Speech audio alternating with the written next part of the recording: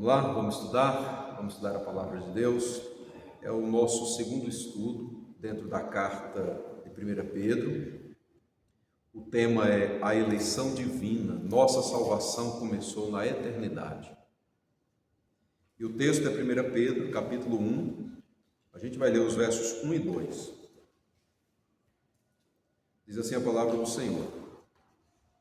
Pedro, apóstolo de Jesus Cristo, aos eleitos que são forasteiros da dispersão do Ponto, Galácia, Capadócia, Ásia e Bitínia, eleitos segundo a presciência de Deus Pai, em santificação do Espírito, para a obediência e a aspersão do sangue de Jesus Cristo.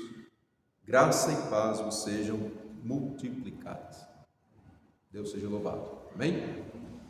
A eleição divina. Nossa salvação começou na eternidade. Vamos estudar? Começo perguntando assim, pergunta que já vem, a resposta já está bem clara, mas é para a gente introduzir. Qual o tempo que indica o ponto inicial da nossa salvação? Qual a data? Será que a nossa salvação ela começou no dia em que nós aceitamos Jesus como Senhor e Salvador? Aquele dia, alguns lembram a data exata, né? Outros não têm mais lembrança da data, mas foi um dia que marcou a vida. E sabe, naquele dia eu entreguei a minha vida ao Senhor e Salvador Jesus. Sabe mais ou menos, sabe o local, pode até nem lembrar a pregação que ouviu, mas sabe o local, eu estava na igreja, ou eu estava em tal lugar, naquele dia eu entreguei a minha vida a Jesus. Será que a nossa salvação começou naquele dia? Ou ela começou antes? Né? E aí perguntar qual o dia, qual a data, a gente está falando sobre tempo. Sobre tempo. E ao falar sobre tempo, é importante a gente pensar que existe o tempo na nossa perspectiva e existe o tempo na perspectiva de Deus. Existe o nosso tempo e o tempo de Deus. Não é assim? O tempo, na nossa perspectiva, a gente pode dizer que a nossa salvação começou realmente no dia em que a gente aceitou Jesus como Salvador. Porque é o nosso tempo. É aquilo que a gente sabe falar de algo que a gente viveu naquele dia. Naquele dia, nós tivemos essa experiência, né? De nos arrepender dos nossos pecados, de confessar a Jesus como Senhor e Salvador, de levantar a mão, quem sabe, não, eu quero Jesus como Senhor e Salvador da minha vida. Ou talvez o irmão, alguém estivesse ali sozinho dentro do quarto, lendo a Bíblia. Tanto exemplos de pessoas que se converteram assim, sozinhos, dentro do quarto, lendo a Bíblia, e ali o Espírito Santo tocou no coração e a pessoa se rendeu a Cristo. Aquele dia é o nosso tempo. Então é claro, a gente pode dizer assim, a minha salvação começou para mim naquele momento. Foi ali onde eu comecei a viver uma vida com Deus. Mas essa é a ideia do nosso tempo. Como eu disse, é aquilo que a gente pode contar, é o tempo que a gente pode datar. Mas quando a gente analisa o tempo na perspectiva de Deus, a gente vai perceber que a nossa salvação ela acontece realmente bem antes. Porque o Senhor nosso Deus, Ele não trabalha, o Senhor nosso Deus, Ele não é limitado ao tempo como nós somos. Entendem? Ele trabalha no nosso tempo, para que percebamos o agir de Deus. Mas o Senhor nosso Deus, Ele é eterno. Então, para Deus, não existe essa questão de contar os acontecimentos das coisas através da sucessão de anos, meses, dias, horas, minutos, segundos, e assim vai, e assim por diante. Deus não depende dessas coisas.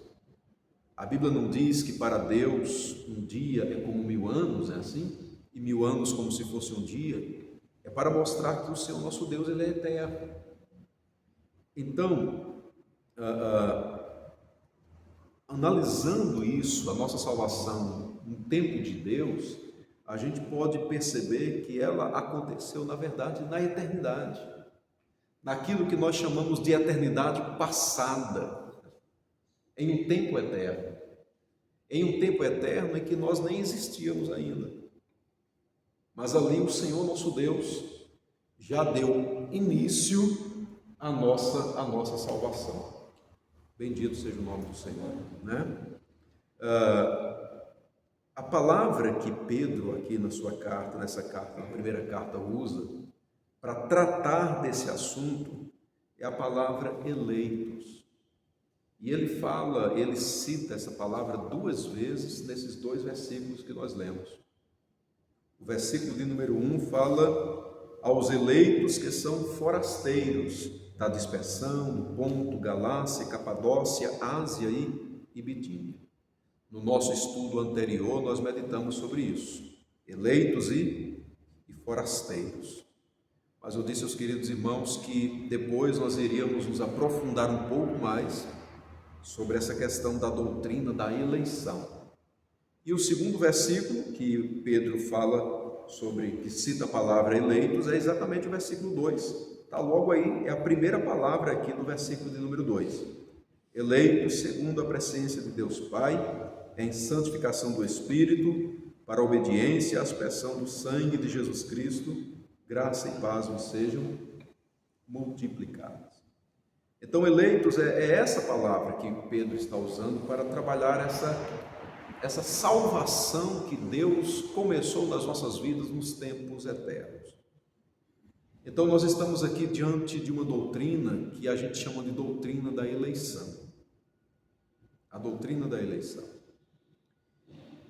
E o que é a eleição? O que é a doutrina da eleição?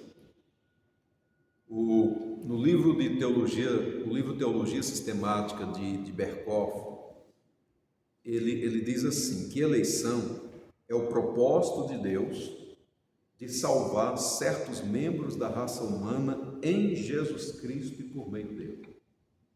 Essa é a definição que Berkhoff traz em seu livro Teologia Sistemática. Vou repetir, eleição é o propósito de Deus. E aqui, irmãos, em 1 Pedro 1:2, a gente já percebe que a pessoa da Trindade responsável pela eleição é o Pai. É isso que o texto diz, né? Eleito segundo a presciência de Deus, Pai. Vocês vão de perceber que as 3 pessoas da Trindade, né, o Pai, o Filho e o Espírito Santo, essas 3 pessoas estão presentes aqui no versículo 2. Fala sobre a santificação do Espírito e fala também sobre a aspersão do sangue de Jesus.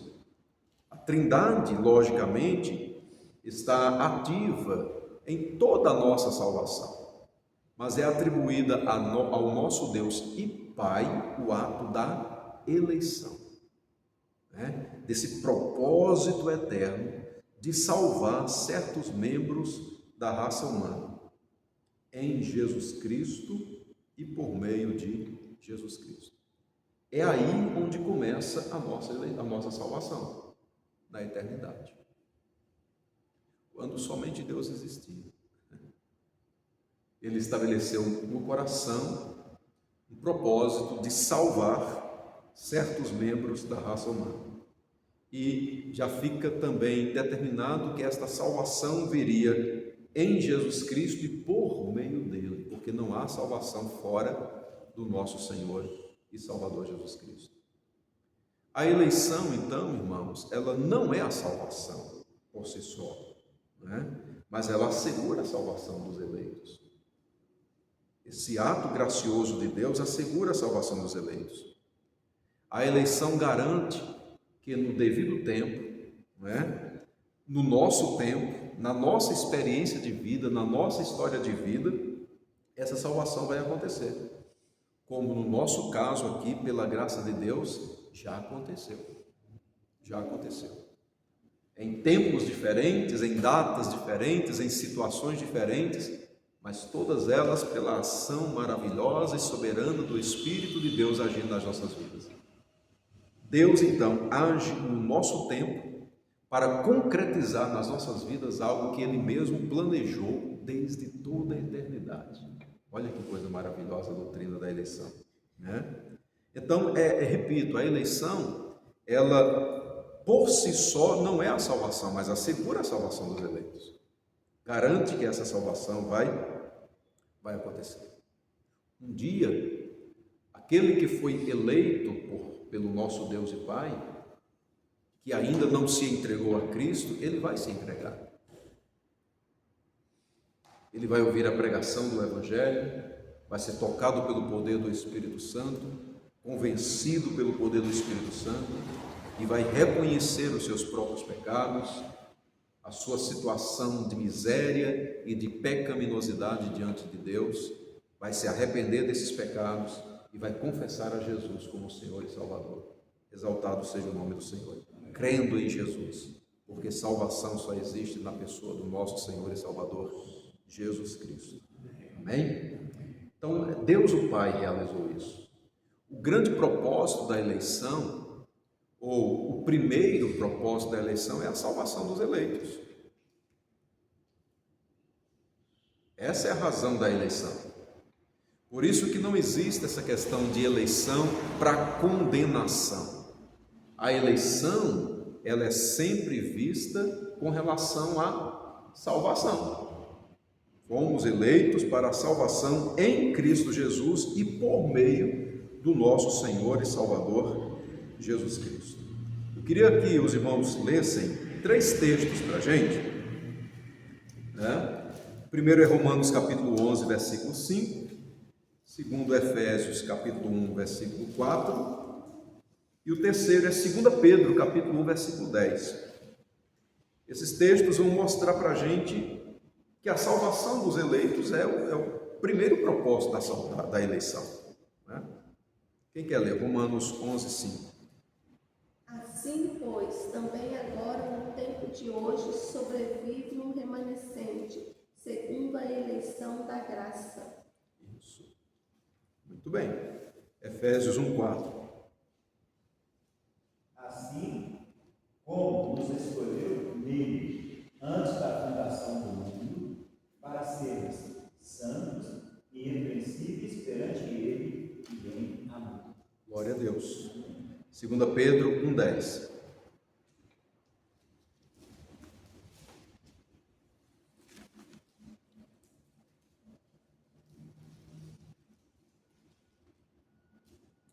Portanto, irmãos, procurai fazer cada vez mais firme a vossa vocação e eleição, porque fazendo isso, nunca, jamais tropeçareis.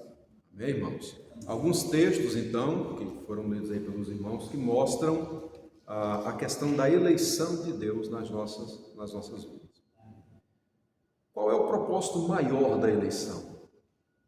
Irmãos, sempre, seja qual for o assunto, seja qual for a doutrina, o propósito maior em qualquer coisa de Deus nas nossas vidas é a glória do próprio Deus. Amém? Então, o propósito maior da eleição, o propósito maior da nossa salvação, o propósito maior de Jesus Cristo ter vindo a esse mundo, de um dia nós estarmos na presença do Senhor, nosso Deus, no céu, por toda a eternidade, o propósito maior de todas as coisas é e sempre será a glória de Deus. Porque dele, por ele e para ele são todas as coisas. A ele, pois, a glória eternamente. Amém. Mas o propósito secundário e mais próximo de nós em relação à nossa eleição é a nossa salvação. Deus nos elegeu em Cristo Jesus para que alcançássemos em Cristo a salvação das nossas vidas. Estávamos perdidos, realmente merecedores de uma condenação eterna, como ainda somos. A salvação não tirou de nós essa questão, ou seja, nós merecemos a condenação, nós merecemos, não temos, não recebemos, estamos livres de toda a condenação por causa de Cristo Jesus. Nenhuma condenação há para aqueles que estão em Cristo. Não há condenação por causa dos nossos méritos. Aliás, não fomos livres da condenação por causa dos nossos méritos. Estamos livres da condenação porque nós um dia cremos em Jesus como Senhor e Salvador das nossas vidas. Então a eleição, ela mostra exatamente isso. É a graça de Deus, é o poder de Deus, é a bondade de Deus, é a misericórdia do Senhor. Não há mérito nosso nessa questão da eleição de Deus. Algo interessante a gente ver aqui é o seguinte: por que Pedro cita, né? O que a gente pode ver essa questão de Pedro, o apóstolo Pedro citando para aqueles irmãos essa questão da eleição, logo no início da sua carta? Olha, por quê? Porque Pedro mostra que aqueles queridos irmãos, que não era, repito porque a gente já viu no estudo passado, não eram pessoas que estavam apenas em uma igreja local, mas elas estavam espalhadas nas mais diversas regiões do Império Romano, principalmente ali na região da Ásia Menor. O texto cita aqui vários locais: Ponto, Ásia, Capadócia, Bitínia.